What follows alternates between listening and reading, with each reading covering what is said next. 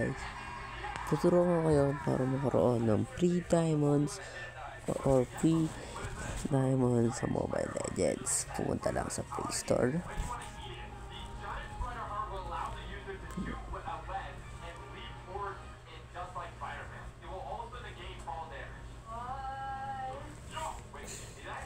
At pumunta dito sa search.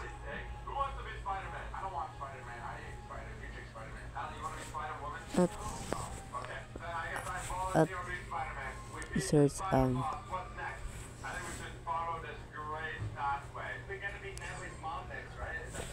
so it's go. Pagkatapos nyo naman ito guys, click nyo na dito, i-click na natin ito.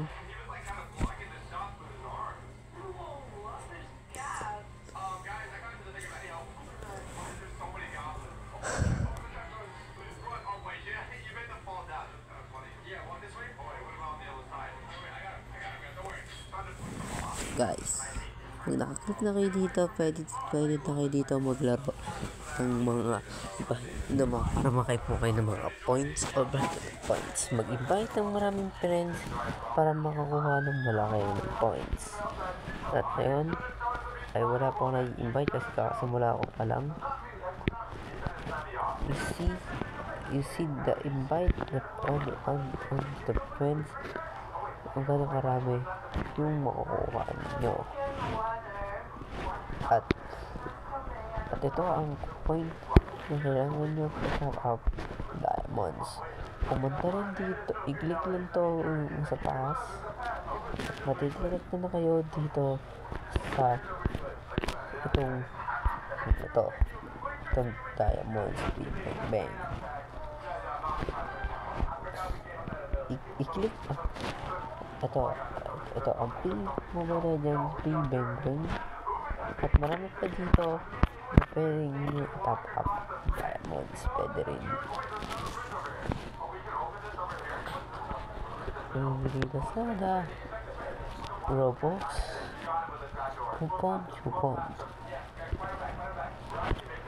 Paano nga ba dito makaroon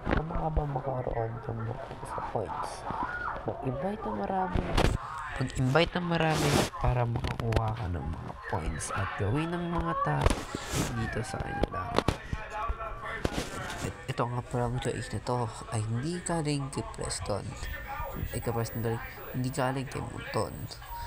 Ito ay galing to sa isang application na kung saan yung Joy It mismo bibili ng diamond sa inyo o ilan yung tinap up.